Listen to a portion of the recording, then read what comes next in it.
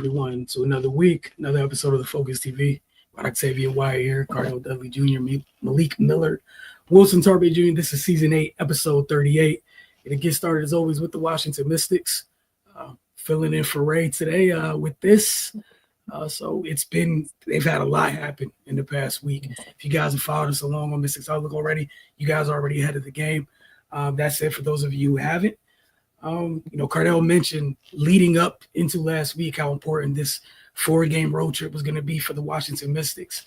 It'd be a pivotal moment to see what their postseason chances would look like. As mentioned last week by Ray during his segment, he mentioned that Brittany Sykes was traded from the Washington Mystics to the Seattle Storm. In return, they received Alicia Clark, who's been here in D.C. before. They followed that up by trading Aaliyah Edwards to the Connecticut Sun on deadline day for J.C. Sheldon and the right to swap first-round picks in this year's WNBA draft. This pick swap gives Washington the right to keep Minnesota's 2026 first-round pick, which are kind of at the top of the league, or swap it with Connecticut's pick, which they obtained from the Liberty. So it's kind of semantics at this point. It's still a first-round pick, but it belongs to two of the top teams in the league. All that movement led to a very interesting road trip. Clark joined the team on their third stop of the trip. The first game with the Mystics in her return was against Minnesota. Despite a huge night from Sonia Citron, that game saw the Mystics play fairly well for the most of it. But, as Cardell, Ray will attest to, turnovers so many times this season. Turnovers end up being the barometer of what happens in games for the Washington Mystics. And that night it was unfortunate because there was a lot of good things they did, but turning the ball over late in that game cost them. Turning it over in general in that game cost me. Play good teams. They make you pay for it. Elena Smith, known to Fisa Collier, she was injured for the Lynx. This is the second time this season she stepped up and had a really good game against the Washington Mystics. In this game, she had 25. In the game before that, I believe back in D.C., she had 24. Then the Mystics finished the road trip in Dallas on Sunday, which is what you guys see right here. We saw them rally thanks to an outstanding third quarter from their rookies. Kiki Iriafen and Sonia Citron really got going in that third quarter, as did the Mystics. Locked in on defense. Ball was moving, as you guys see here, and they got the Dallas Wings out of the way. 23-10 for Iriafen in the win. The Mystics are now in 10th place in the standings. That means they're two spots out of the final playoffs spot. They trailed the Seattle Storm by a game and a half. They're in 9th. They host the Valkyries at home on Wednesday before traveling to Indiana on Friday. They then return home for games against Los Angeles and Connecticut. Pop out to Connecticut midweek next week, and they come back for a back-to-back.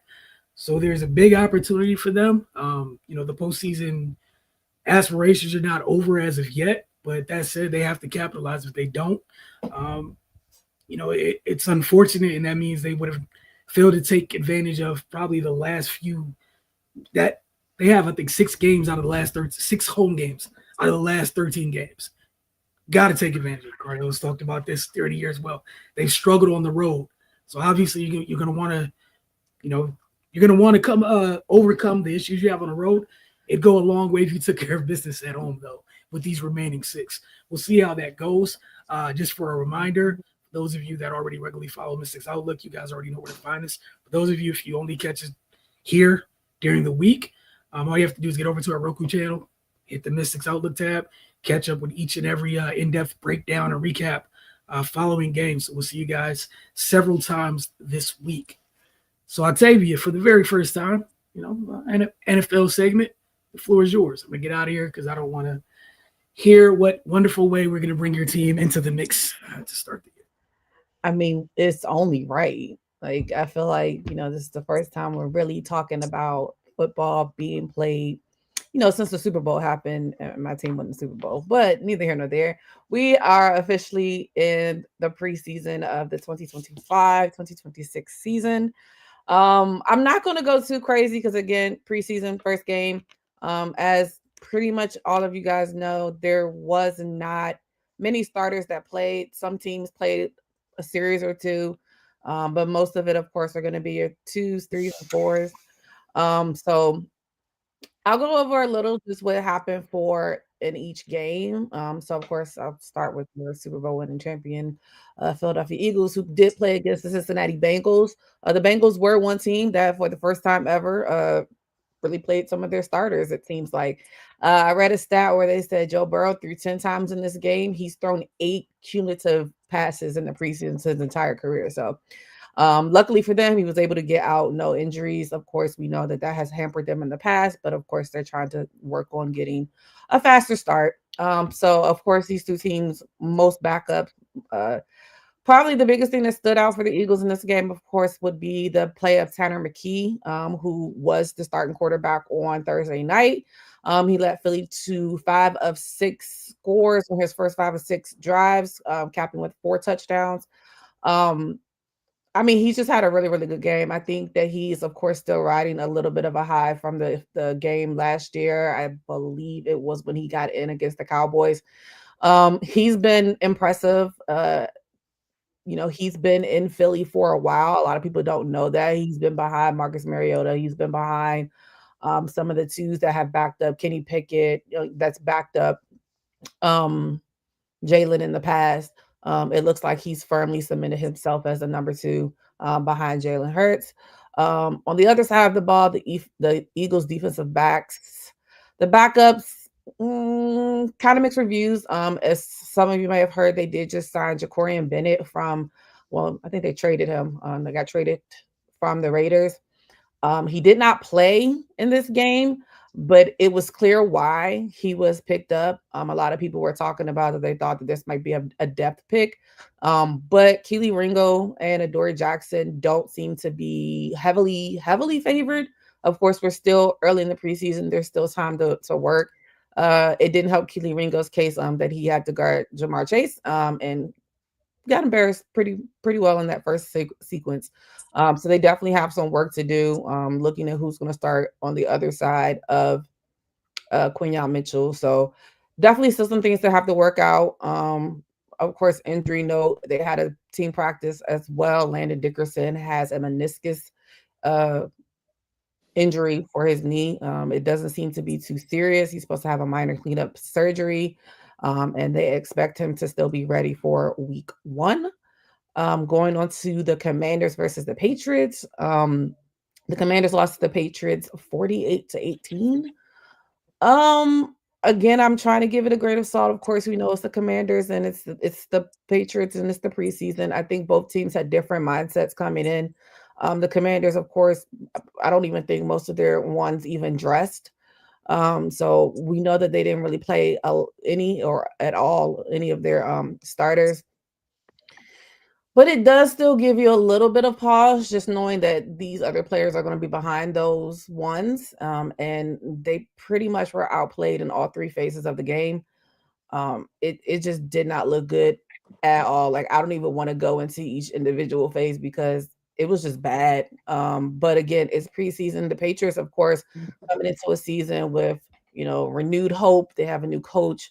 They have some new pieces. I think they really went out there to play really, really hard, which they did. But again, preseason. But it didn't help the Commanders. It definitely helped the Patriots that the Commanders had 15 penalties, which was more than double their average last season, which gave the Patriots 98 free yards. And yeah, it was all along the entire 3 phases of the game. So they definitely have some things to clean up on their backups. But maybe we get to see a little bit more of their ones as time goes on in preseason. Of course, we know they're still dealing with the contract discrepancy with Terry McLaurin. He's still not playing. Don't know what's going to happen with that. He has, of course, requested a trade, but we know these players request trades all the time, and that does not mean those trades will be fulfilled. Speaking of people requesting trades, next we're going to go to the Cowboys versus the Rams. The Cowboys lost to the Rams 21-31. I'll start since we talked about requesting trades. Of course, if you don't live under a rock, you know that Micah Parsons has requested a trade from the Dallas Cowboys amidst contract negotiations. Again, this is something, of course, that we know is pretty frequent when it comes to the Cowboys and resigning their stars. I'm sure we'll maybe get into that later, but it's still a thing. There are still Jerryisms that are coming out of his mouth that makes no sense, but here we are. It's just another day in the life of the Cowboys, and it's only going to get worse because they have a documentary on Netflix coming out very soon. But to the game, Milton played majority of the game for them. He didn't play that well. He struggled pretty decently. He missed a lot of target passes. His passes was sailing. He just wasn't very accurate during the game. He overthrew the passes. He had an interception. He did settle in a little bit more into the third quarter, but definitely looking for a better outing from him from next week. I know he was pretty much riding the high from his Week 18 performance when he played for the Patriots last year. And a lot of people think that was a big reason why the Cowboys were interested. So we'll see. But then on the other side of it, it's very telling, and it's obvious that they have a new defensive coordinator and that their best defensive player has not touched the preseason field at all. The Rams outgained the Cowboys 160-1 in total yards at the end of the first quarter. Los Angeles picked up 10 first downs to Dallas's 0, as they, of course, raced out to a 14-0 advantage. So it was pretty bad. Again, I'm giving everybody grains of salt. It is preseason. These are a lot of backups that are still trying to find their footing. Last but not least, Giants versus the Bills. The Giants defeated the Bills 34-25. I think the Giants had a pretty solid showing for their first preseason game. Especially, I think a lot of people are excited about their defense, knowing that they have Dexter Lawrence, Kayvon Thibodeaux, Brian Burns, of course, Abdul Carter. Dexter Lawrence did not play in this game, but rookie Abdul Carter definitely showed why he was a top pick. He just allowed 21 yards and forced 2 punts and 2 possessions. He just was pretty much everywhere, and he held his own. If not, some people might say outplayed Pro Bowl offensive tackle Deion Dawkins in the limited time that he played. So it's a very good positive outing for them. I think nobody would really have any qualms when it says that their Giants defense on paper, and even now showing it a little bit in preseason, they're definitely one to be reckoned with. On the other side of it, Jackson Dart, he did struggle a little bit with his accuracy early on, but I think he had positive strides, and it kind of shows that, of course, he should get a lot more of the reps with the ones. It's still kind of telling to see who is going to be their starting quarterback this year. Of course, we know they have Russell Wilson, they have Jameis Winston, they have Jackson Dart, and Tommy DeVito is still there. But I think he had a very good showing, especially for a rookie. He's, have good strides in the right direction. So I'm looking forward to seeing him play a little bit more and seeing how much they're really going to put on his plate. But again, as I said, we're in the preseason. We know a lot of these defenses are vanilla, offenses are vanilla. Nobody really wants to give away too much. But it was nice to watch. There were no other injuries. I did say one. I missed one for the Cowboys. Tyler Guyton, he did also suffer a knee injury, but there's no timetable for his return. But good signs that he is participating in walkthroughs for them, so it's getting a little bit better for them. But yeah, for the NFC East, it's going to be a tough season. I think we're finally at the place where, well, I don't say finally because I feel like we have gotten to a place where the NFC East is one of the top divisions in the league. So I'm super excited to see how things progress. Definitely excited to see what these contract negotiations happen, since we have 2 big ones in the NFC East. There are plenty of other things going on in the NFL that I'm sure we'll get to at some point. But yeah, just excited for preseason next week, just to go through the quick schedules. So I'm sure this one is going to be talked about all week. The Cleveland Browns will visit the Philadelphia Eagles for their preseason game Saturday. They'll also have joint practices. The New York Jets will play against the New York Giants on Saturday as well. And on Monday, you'll have Cincinnati against Washington.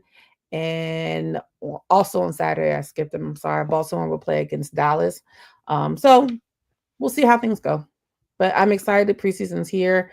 I feel like every time I get excited when preseason's here, then I get more selfish. Like, okay, now I want the season to actually really start. Like the preseason starts to kind of bug me.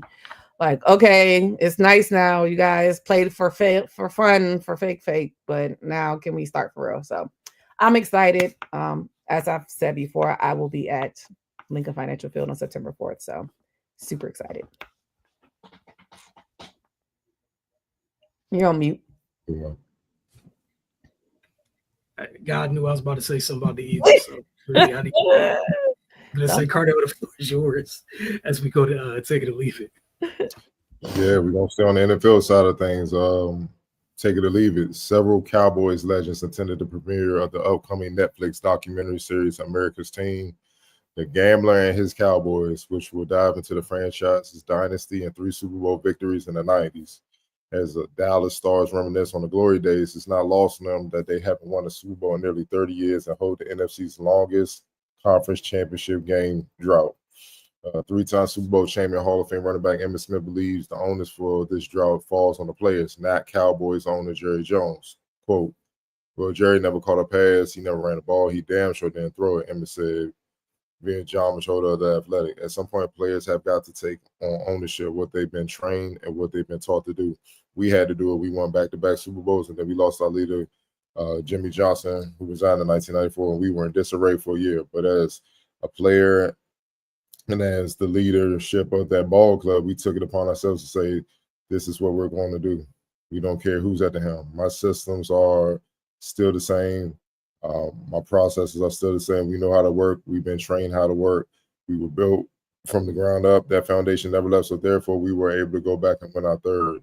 The players of any team, of course, bear much of responsibility for whether they win or lose. For much of the last 30 years, the Cowboys have been contenders and have regularly made the playoffs, but failed to reach the Super Bowl since the 90s. Take it or leave it. Emmitt Smith saying it's on the players, not ownership. Jerry Jones, it's not his fault. I'll tell you, we're going to stay with you. Yeah, so in this very situation, I'm going to take it and leave it. 2 things can be true. Yes, it is on the players. They are supposed to go out there and play, but the owner's not making it any easier. So, yes, I agree with that. These players, and Jerry has put together a good enough team. Jerry and his Jones crew have put together good enough teams where they should have at least been in a Super Bowl in the last 30 years. So yes, in that aspect, you definitely have to agree with him that it does need to be on the players. Of course, we're definitely in a different time now than what Emmitt went through back there, although he did have some contract negotiation issues with Jerry himself. But Jerry's not making it any easier. I mean, we've heard reports from last year about how there's constant distractions, there's constant, the tours, all the things that they talk about. And we know that the Cowboys are a soap opera. I mean, Jerry actually said that out of his mouth in this new documentary. So to me, 2 things can be true. Yes, it's definitely on the players because, like he said, they're the ones putting on the pads and they're the ones going out there. But as an owner, as a CEO, as a general manager, whatever Jerry decides that he wants to be that day, he needs to make it easier, not harder for his team to play well. And the fact that the contract negotiations are a big part of that, where, again, you have your best defensive player who has not practiced at all in the preseason. I'm not saying not played in the preseason game. He has not practiced at all. Of course, some of it is due to injury. But then we know that a lot of players who miss preseason amid contract negotiations, I'm hoping this is not the case, of course, I knock on wood, but they're more vulnerable to soft tissue injuries when the season starts. So you're only making it worse for you guys. So hopefully for their sake, they're able to get together. For my sake, I hope Micah never plays for the Cowboys ever again, but we'll see. Wilson. Yeah, because it's Jerry, I'm gonna leave it. I get what Emmitt is saying, but dude, you're the reason you're the reason it got messed up the last time around. You found a way to just inject yourself into it. During your tenure owning this team, the golden years were with Jimmy there. Why did Jimmy leave, sir? Yeah. Who did Jimmy have an issue with, sir? It's always this is the thing when you make stuff all about you. This is why I get what Emma's saying. Nah, we're not doing this. It's always been about you. Therefore, let's Let's keep it about you. You keep accidentally drafting these very talented players. And then you keep getting in the way of team building because you know better. There's not a person on earth that knows more football than you. And that's why year after year, disappointment after disappointment, several teams have made it to the mountaintop, blew up, started again and got back to the mountaintop since the last time your team went. Like, it's absurd that your team has not been to a conference championship since the 90s. Yep. That's absurd. The Buccaneers have won a couple of Super Bowls with different quarterbacks since the last time you won a Super Bowl. The Eagles went and got one. The Eagles got two. There's a lot of – sorry, Octavia. I almost got you. I had to correct myself. I was like, wait. Okay. Two. They have two. They won't let us So, forget. I mean- I have to make sure. But I got you. My bad. And I know you won't let me either. So the Eagles got two during that time. The Commander, look at what the Commanders. Bro, you're looking up at the Commanders. And not to knock the Commanders, but they just did a whole exorcism last year. And we're better than you. They done had It took them a while to get the guts up to do the exorcism, but they did it. And they were better than you. They done had 3 different names by now. And they still, The Chiefs bro, the Chiefs. have become a damn on verge of being a dynasty out this month. I mean, even talk about the Detroit Lions. Yeah, they went to a conference championship. The NFL has risen during your time since the last time. Like, everyone's had a shot. Maybe they didn't win, but the Rams have won. The Rams have gone. Like, everyone, multiple divisions in the league, all 4 teams have made runs. But you, meanwhile, you're paying people like top 3 money at their position, all in several different places. Just still one of the most unserious teams in the league. I forgot what report it was that came out last year to talk about where, people can go on tours and you can see the players and working out during a tour. That's unserious as all get out. Do you understand how that's theme park type activity? What are you doing? I mean, I'll leave that alone. But nah, Emmett, I'm sorry. I get you trying to be the good play to go soldier role. It's always been about him. It's going to stay about him with a positive negative. This is all on Jera. All on Jera. All on him by himself. Malik. I have nothing new to say. You can blame nobody else but the guy that owns everything going on, whether it be a quarterback that's been there for 10 years and has seen multiple sets of different rookie quarterbacks he's passed on, or whether it be paying guys that play defense, or you could talk about tens of 20s of thousands of things about Jerry Jones. So, but he's doing exactly what he wants with his payment. That's his set of toys. He can do whatever he wants with it. But his way is not working. It hasn't worked. People have other programs, other organizations have had a team, trashed the team, took out the thought, changed the hypothesis, made a new thought, and they've turned it around. But he refuses to. When you're the guy at the top, accountability, who's holding him accountable? Is anybody holding him accountable? Is anybody saying anything to him? Probably not. Because at the end of the day, he's the guy that signed the last dot on those lines, and he's playing it how he wants to play it. So, gotta leave it. Yeah, I know I'm leaving it. Nah, man, ego, pride before destruction, man. It's in the Bible.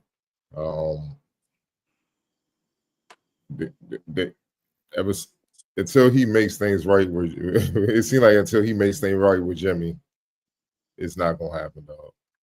And he's playing games again with one of his top talents. I don't think he understands that everybody else on that roster. No, let me tell you, everybody else in the league sees what he's doing. So why would any free agents, anybody want to come there? Or rookies in college that may get drafted by them. They're paying attention. They're being more educated.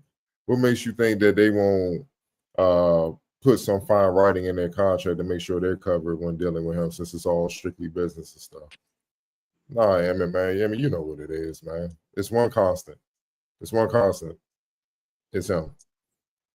Coaches done came and gone, players done came and gone, assistants done came and gone, GMs done, well, hell, he been a GM. It's him. It's him. Damn. Commissioners done came and gone. You know what I'm saying? Like, I mean, what more you want, man? Like, dog, he's been a constant. No, this is all on him, man. It starts at the top. It's literally starts at the top, man. And you know, look, you can't tell a man or a woman or whoever you can't tell them what to do when they own it. That's true. But you damn sure can criticize them when the results aren't showing what they are. Hey, we all saw the viral clips of Denzel going at him this morning from the show he was on. So nah, man, this is all on him. Yes, the players got to play and stuff like that, but it's hard to get the players to give their all when you're dealing with them like how you're doing with Micah, when they're worthy, they've earned the money that they're asking for, and you're playing games and seem like you using it for publicity and all that, like to be the main attraction and stuff. And then I guess when the season comes, here you go.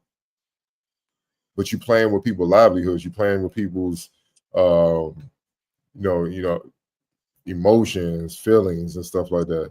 So yeah, even if you do fix it, it's not gonna be right. Michael gonna be like, look, I'm coming out here for my guys. I'm going to war with. The hell with y'all. And if I'm Michael, man, yeah, I'm the get my bread, but I'm gonna definitely try to get some clauses in it so I can get the F up out of here when it's time, dog. Because it is what it is, man. So it's all on him, man. The wild thing is, at his age, he's not gonna change. He's gonna go to his grave as he is. So if he's not gonna change, how can you expect any success out of the Cowboys? Because think about it. Let's put it this way. What if they did win the Super Bowl since Jimmy left? You see where his ego is now. Imagine if they did win. It would be impossible. Because now he got the results to be like, hey, it's all me. It's ridiculous, man. It's just, we're going to move on, man. But come on, Emmy, you know better than that. On the NBA side of things, still and take it or leave it. Bradley Beal is moving on from a somewhat forgettable stint with the Suns, hoping that a new home with the Los Angeles Clippers can provide an opportunity for him to do something he has yet to experience in his highly accomplished NBA career. The guard revealed the major reason for his decision to join forces with James Harden, Kawhi Leonard, and Chris Paul on what has to be one of the more compelling rosters in the league. Quote, I need a ring. He told KMOV's Tamir Sher, I want one bad. I feel like I've got a new life of rejuvenation for sure, a new hunger. One of Bill's first move as a Clipper was to allow Chris Paul to retain his jersey number 3, out of respect for the veteran's body work. So he's saying and doing all the right things as he tries to write the next chapter of his basketball story. Take it or leave it, man. Bill having any chance of getting a championship with this new team, the Los Angeles Clippers. Wilson, so you got a lot to say over there. Chime in. I really don't. I was gonna say I'm gonna take it. I think maybe the lesson learned over in Phoenix was that big three stuff's kind of difficult when, you know, the weight of your role carries a little bit more, and the blame and stuff that gets thrown around where it's, you know, when you're part of that group. I think the Clippers is a good thing for him because it's several people's fault before it falls down to being his, which means he can, and I'm not saying it's a bad way, just he can kind of just fit in to a degree where we've seen in Washington. There was a time in Washington where he fit in, played off ball, and that was he was very productive in that role, where he wasn't the guy, and it was fine. You go to, you're on the Clippers, Kawhi's the guy. That's unquestioned over there. We know there's some other guys. There's some other really good players over there, but I just think it'll be a little bit easier. It should be a little bit easier for him. And it seems like how he's talking seems like he gets it. I'm glad that he gave Chris the number, obviously, because otherwise it'd be another thing for us to be like, come on, dude, what are we doing here? That's Chris bleeping Paul. But that said, I'm going to take it for now, but I'm really going to be paying attention because it sounds good, dude. But yeah, man, I want to see what this looks like because Ty Lue uses so many people, right? So I hope that's a part of it that you understand too, and you'll be held accountable over there too. So we'll see. But I'll take it for now. It seems like kind of sometimes I think maybe the stint in Phoenix was a nice reminder of maybe things weren't so bad playing off of the guy versus wanting to be the guy. Malik. Bradley Beal, he did absolutely what he said he wanted to do. He's trying to win a ring. Depending on what the big three plus the rest of the core team looks like, I can absolutely see them making a real run if they healthy. Like Wilson said, he's not the superstar of that team. He doesn't have to be just be a complimentary piece to everything that's going on. If he can do that, it's 18 points minimum. Anything over that is excelling. And some sits here and there. I say he don't got to be a ball dominant. He doesn't have to be a ball dominant point guard. He can be on the wing. He can do his thing. Like I mentioned before, a little bit in Washington. When he had John Wall, he just had other guys around him that are either equal to him or same as better than him. So if he's not the best player on the court, then Bradley Beal can be very successful, as well as the Clippers.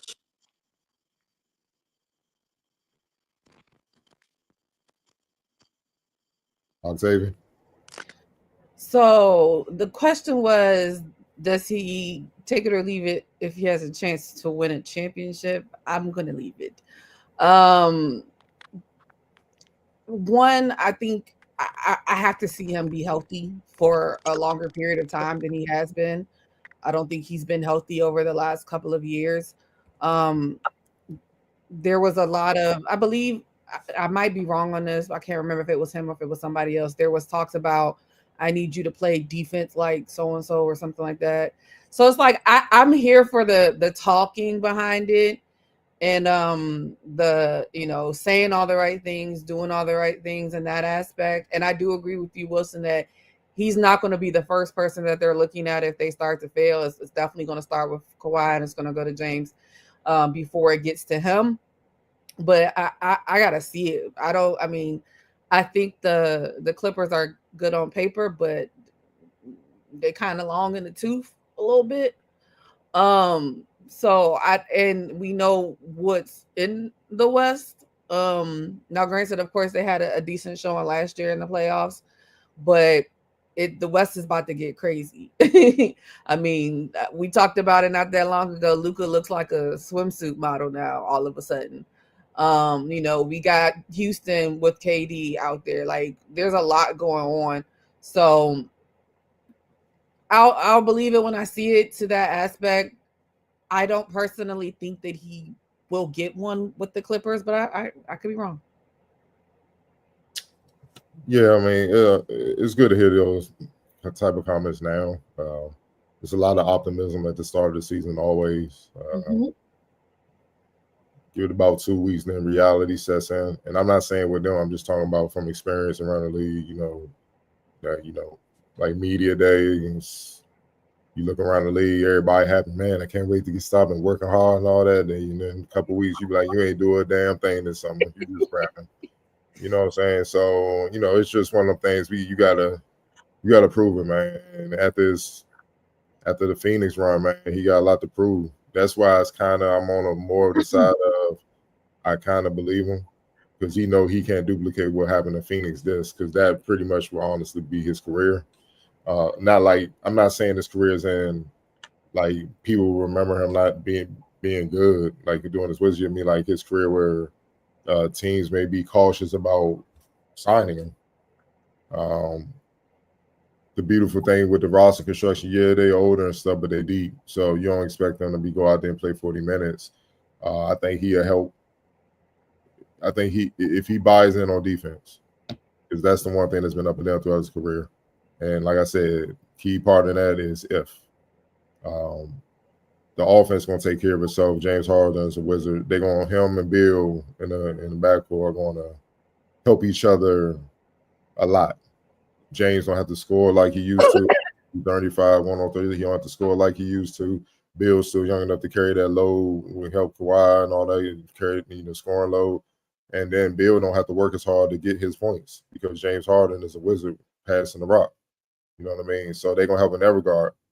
But they're in their early to mid 30s, both are. Neither one of them are known for being stout on the defensive end. You play probably the most dangerous positions in basketball, and point guard and shooting guard. You're in the West. You're going to have to get stops, man. You're going to have to get stops, man. It's what I mean. I don't think either of them are going to come out and combine, not even combine, just both average 20, 25 apiece to offset what they could potentially give up if they don't buy in on that end. You have to give it to him on that end, and then if he holds up on that end, then it'll be that much better. You know what I mean? So it's just a wait and see type of thing. But to say they can win a championship, they got to show it. It's just tough. Obviously everyone's chasing OKC. You got Minnesota still there. Denver retooled. They ain't going nowhere. That's why the Clippers were smart when out there got Lopez with Zubac to jump the best player in the game in the playoffs. So a lot of teams made a lot of little subtle moves to go after certain teams that they know will be in the way of them trying to get to the chip. Obviously Houston, what the young boys in San Antonio gonna do? Do they take a leap? You feel what I'm saying? Like it's just what Ja and them gonna do down in Memphis? Are they gonna mature and just like, look, let's focus on basketball, turn this thing around, get the winning? Like it's just it's a lot of teams. Golden State gonna still be annoying because they know how to get it done. Look, and it's always a couple, one or two young teams that just emerge. You know what I mean? Out of nowhere, you're like, damn, now they a problem. So it's easier said than done. But he got to also understand the spotlight's on him as well. I know you saying Wilson, he can, if they don't play well, then he gonna kind of hide behind the blame tree, where it's gonna probably hit the Ty Lue, the front office, Kawhi, or somebody before it hits him. I don't not with him, because I think coming off that Phoenix run, it was that bad. It was that bad. So if he don't ball, he especially in LA, if he don't ball, he definitely have a spotlight on him, man. You know what I mean? So I mean, we're gonna see, man. But I think for them to maximize that team and for him to back up what he's saying now, he's going to have to do things. Not saying he's not capable of doing. He's going to have to do things in a way that he hasn't done it before, and only time will tell if he's willing to do that. All right, now we're gonna move on to rapid fire.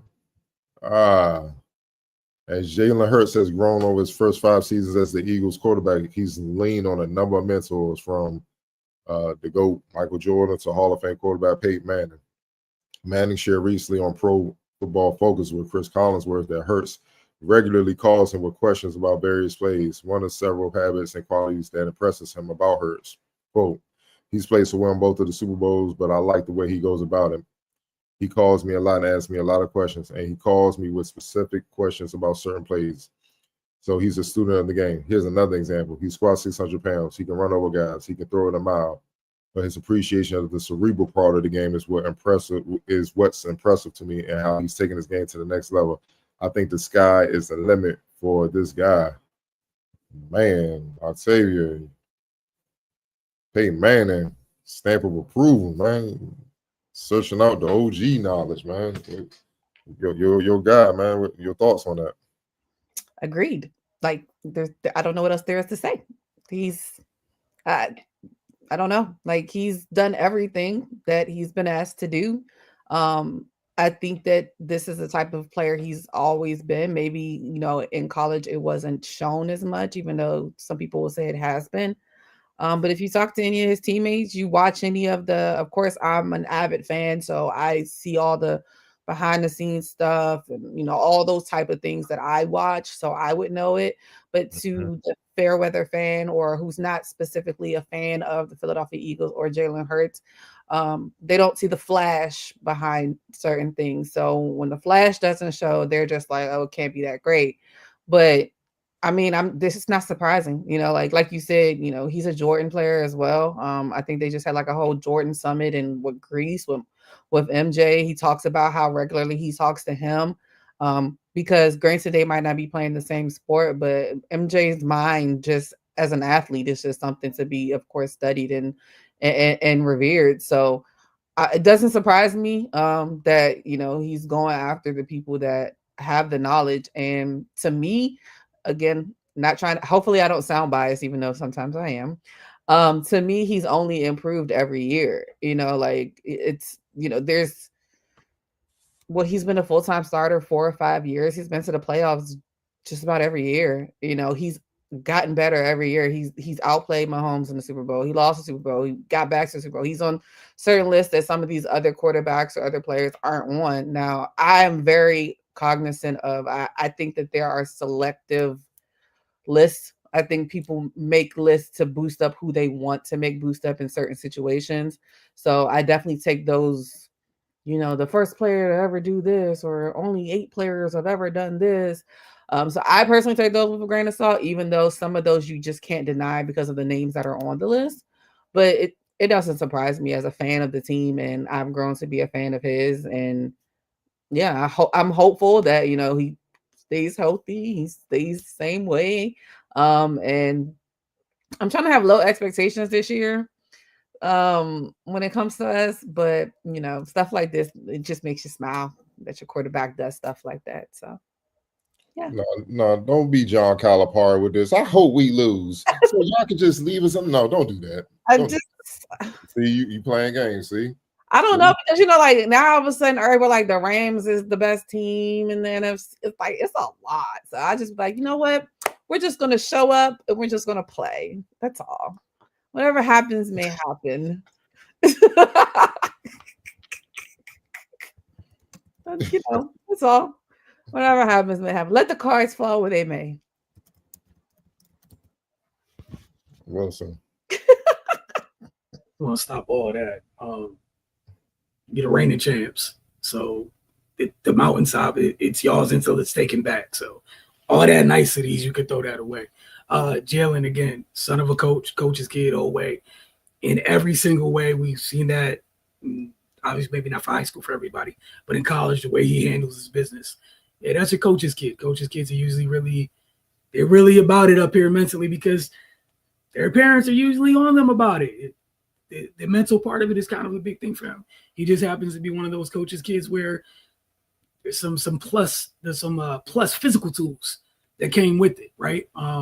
So I think to me that's the biggest thing for me. Like I think he ends up unfairly in the same category of quarterbacks that the quarterback for the team that I root for, where because they're technically not putting it all on their back. That's not what their system requires of them. That's not what their team asks of them routinely, down in and down out. They're doing less, so it's not as important. Nah, they're just on their stuff. When you do your job well, you don't have to be extra. It's not his fault that how he knows how to build a team. There's a really damn good offensive line in front of him. Why do extra stuff? He has gotten better, right? And give him credit for that. He's a gamer. He's even in the Super Bowl that they lost, it had nothing to do with him. He was on his stuff. Let's be honest. Also, there's a reason they switched some coordinators out and they went to go get old man Vic, because somebody didn't know what they were doing with that defense. And somebody else don't know anything about that side of the ball. So they had to go get an adult, and the adult fixed it. Also, yeah, I agree. Why not? You better reach out to Peyton Manning. Bro, Steve Spagnuolo ain't going nowhere, brother. He's not going anywhere. We just got crazy Saleh back. Yes, go talk to Peyton. You're going to see all types of craziness. And the other thing is, you're at the top of the mountain, right? Philly's been up there. Sanford's been up there. Same time, it's like, yeah, right now you have it. Those other teams aren't going anywhere. Like we saw, what was it? Was it a year ago? 2 years ago. 2 years ago. Philly had their down year. I think Niners went to the Super Bowl again. Niners lost. Last year, Philly went up. Niners imploded. All the crap they had going on. But the toast of the NFC involves – the toast of the NFC is the toast of the NFC. Yeah. People can come bring out pull out random teams out there behind. That all sounds good, y'all. Y'all know multiple things. Philly's going to take that big old defense, big old offensive line, and hit you over the head with it until you go home. These are facts. They're going to do the tush pushing. You know what's going to happen? Nothing if you can't stop it. That's part of life. It's not their fault. You don't like it, stop it. But nah, you give them credit for what they do. He's the freaking quarterback. They won the freaking Super Bowl. Give the man his credit, and it is what it is. But again, like I do think people a little bit, like you said, people. It's very interesting when people choose to see what they want to see. But he's a really good quarterback. It's not like he was Jimmy G in the freaking playoff runs for the Eagles. Like he's playing a really big role for the Eagles. He led the Eagles during those runs. He was lights out last year. So nah, man, you give him credit, and I don't want to hear any of the nice stuff you were talking about. The Eagles are the team to beat. We had a tough seat. We had a tough schedule. Anyways, the Eagles are the Eagles. They're built as such. They're the team to beat. It's theirs until someone takes it from them. So I'm gonna throw all the nice stuff you said out the window. Target on their back from 29 other teams. Let's get to it. But now put some respect on Jalen. I love it. And as you said about Jordan with his mind, go talk to the biggest psycho ever. Go talk to him, because that's a great person to talk to if you want to win again.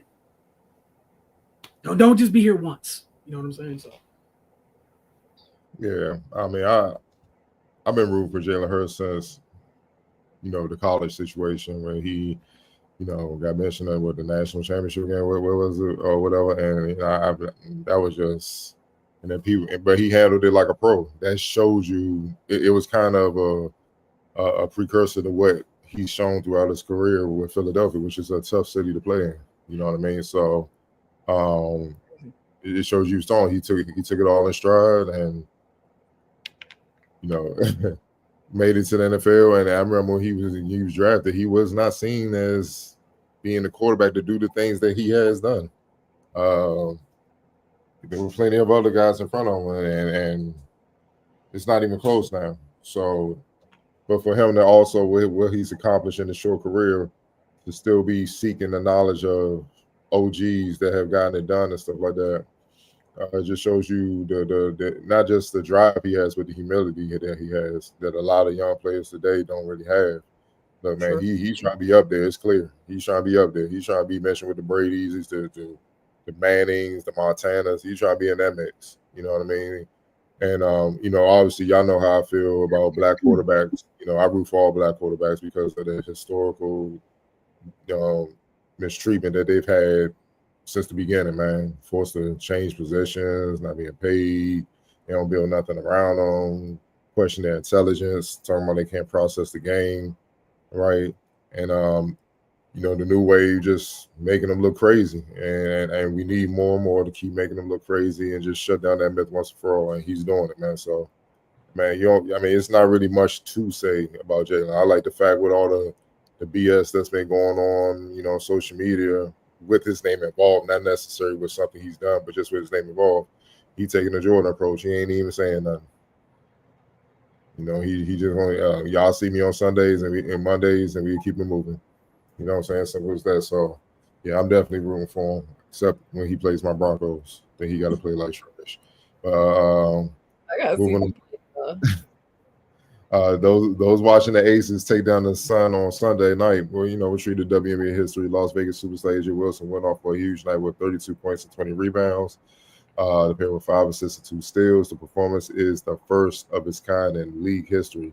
Wilson is now the first and only player to ever record a 30-20 game. Speaking to reporters afterwards, Wilson expressed her surprise that she was a trailblazer in this realm. Quote, "It's huge. I didn't even know as many greats as we have in this league. It's kind of a shocker that it's just now happening. It's a blessing. I love what I do. I love it so much. So anytime I can come out and just play basketball like that, I love it. And the team, and we're all getting involved. I'm happy with that." Let's start with you, Wilson. Just your thoughts on Asia being the first 30-20 player in WNBA history. It was definitely a shock for her, to me, to be the first. What's your thoughts? Oh man, it was a hell of a performance. And I just kind of took it as just a reminder for everybody. everyone's always kind of a prisoner a moment of what's happening each and every year or whatever. But she's been up there as the best player in the league for the last couple of years now. Like she didn't go anywhere. I know her team was struggling, but this crazy performance is coincided with their latest run. They're back in the playoff mix. I know it's been a nasty year for them. They're 7-3 in their last 10. I think that was their fourth consecutive win. 30-20 for that being the first is crazy when you think of the history of outstanding bigs in this league. That is absurd. I'm sure there's a bunch of very close misses, which is crazy. But for her to get it done, shout out to her. Like 30-20 is ridiculous, though. Like, again, that's ridiculous. But I also, I think one of the things that helped me in my mind with process, sometimes with the W stats, they don't always go as crazy as the men's because they really get after it. There's not that part of the men's game that's not in the women's game. It's the pedal's down at all times. It's not, someone went for 50 because nobody cares. It's random Wednesday night in, Utah or something. I'm sorry, Utah, just saying it, but that's not what happens in the W. They're really after it all the time, which is also the reason maybe people have got really close but not have gotten it. But the craziest part, they needed every bit of it. They needed every bit of 30-20 to beat the Connecticut Sun. Because that's the type of year there. But shout out to A'ja. It's yet another, it's another thing she get another notch on her belt for her outstanding career. But yeah, I think that's the craziest part. Like we're talking about like outstanding, like all-time bigs that have not recorded this insane stat line. Like it's crazy to me. I know off top, I'm just like Candace didn't do it. Sylvia Fowles didn't do it. Like horses on the glass did not do this, which is crazy. And there's so many more women, but shout out to A'ja for this. Yeah, you could throw Tina in there, Tina Thompson, Yolanda Griffith. That's what I was thinking about. Like she was a rebounding machine. Lisa Leslie, Rebecca Lobo. Yeah, go ahead, Octavia. Yeah, I mean, I'm gonna keep it short. Like one, I never think they talk about it enough, but maybe I just wasn't paying attention, so I'll give them some grace. But yeah, I mean, to me, this is nothing. I won't say this is nothing, though. That's not what I mean. To me, this just shows you that there is talent everywhere in the WNBA, and that the talent did not start when Caitlin Clark entered the league. Let's just keep it a buck. Like, I don't think enough people talk about how, well, maybe I'm being overly biased. I don't know. I mean, I just don't think they realize how good A'ja really is. Like, I don't know if it comes down to we get to that point where, you have fatigue of how good somebody is. And it's like, how can you have fatigue of this? Like something this pure, like, and especially with the season that they're having as well. They've had a lot of turmoil and, they lost by 53 points this year, and for A'ja to have to go and rally her team and be like, bro, we can't do nothing like that. And for her to go out there and she consistently puts it on the line. She consistently plays hard. She's always there. It's just like, I'm very happy that something like this happened for her. But also, like you guys said, it's very, to a certain degree, scary that nobody has ever hit this feat before. With all of the names you guys just named as well, because when I heard the stat as well, I was like, that's a crazy stat. But it is kind of crazy that nobody else has ever done it either, with, like you said, the likes of the names that we've seen play and come through the WNBA. So kudos to her. I hope she breaks it again. I hope she keep winning because she deserves it. She's an amazing player. So I was happy to see it. Yeah, I looked it up. There have been 22 players with 20 and 20 games. There have been a handful of players that was knocking on the door prior to when A'ja did it. Shamika Holslaw missed it by 1 point back in 2002. She finished with 29 points, 21 rebounds, and 4 assists. But even with her game was it took 2 overtimes. Again, in a win over the Sacramento Monarchs, Sylvia Fowles was right there as well, 29 points and 20 rebounds, 4 steals, 3 blocks. That's crazy. And that was in regulation in a win over Seattle, the Seattle Storm.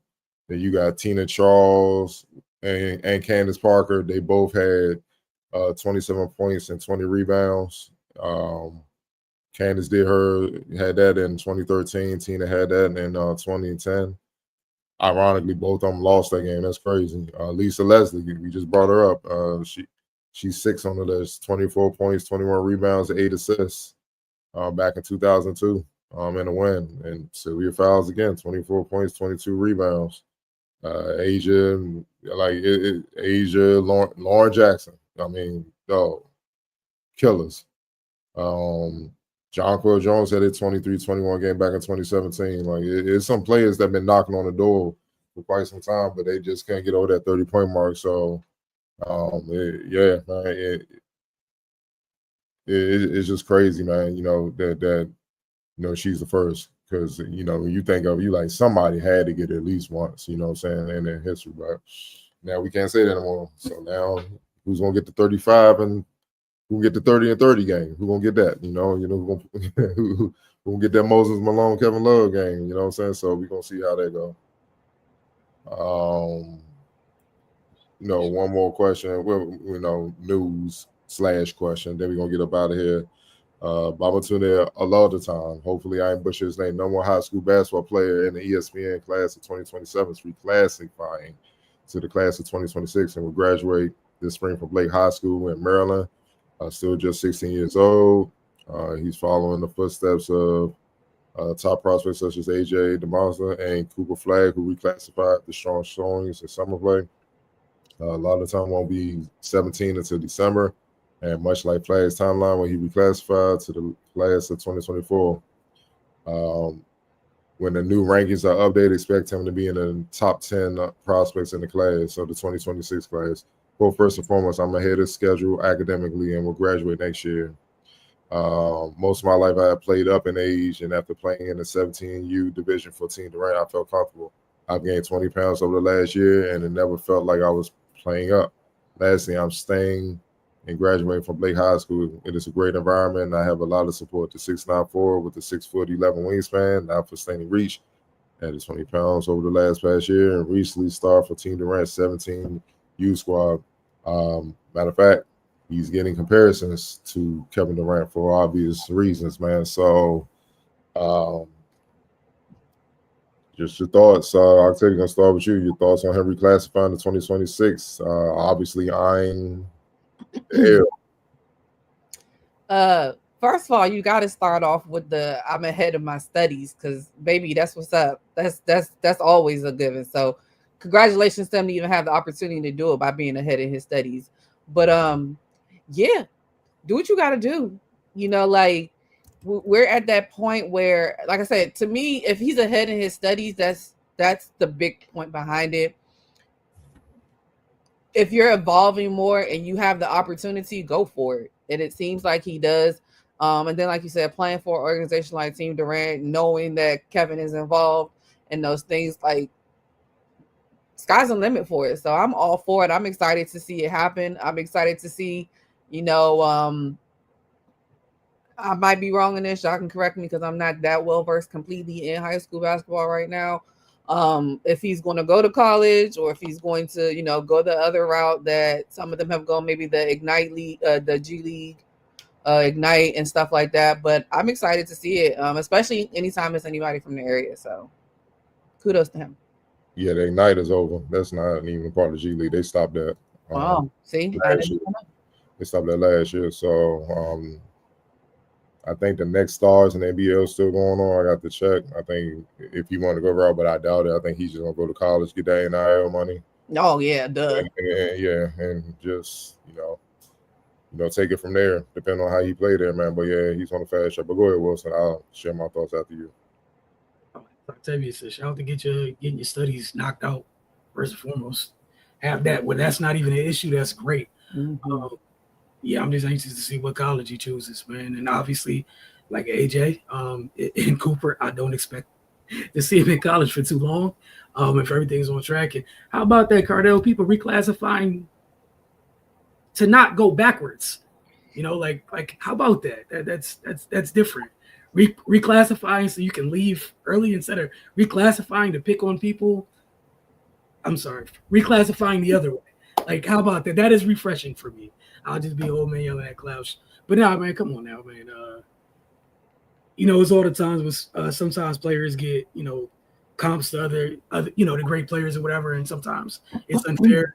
The players, I don't think this one's unfair or crazy or anything like that. But a little bit I've seen of him, I've just seen clips here and there. Yeah, I can't wait. I really just can't wait. And shout out to him for taking the time to put the 20 pounds on too. Like, there's a lot of things where I'm a fan of right now where he's checked a lot of boxes for me personally. Like, all right, so this is atypical of what most of the kids these days end up doing.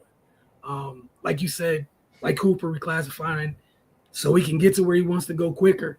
And obviously taking care of your schoolwork and then putting the necessary weight on instead of getting to the association and finding out that maybe, just maybe, I'm not strong enough yet. And obviously that'll go a long way.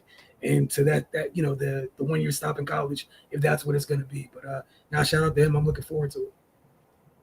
Yeah, kid, obviously I've seen him plenty of times. He was super talented. Finally growing into his body. It's similar to the trajectory as Kevin. Like, if you see Kevin, I'll say when he left, when he got to Oak Hill, when he left, I can't believe I'm forgetting that school. Oh, Montrose Christian. Nah, that was the senior year. My sophomore year. The one where he played with I can't believe I'm forgetting the name of that school, man. I'm really drawing a blank. In Fort Washington. National Christian. Yeah, National Christian. When he left National Christian with the Oak Hill, and if you see him play, you can see the skill set, but you can see the movements he doing. It wasn't as fast. It wasn't as explosive. You know, you could tell he was still growing his body.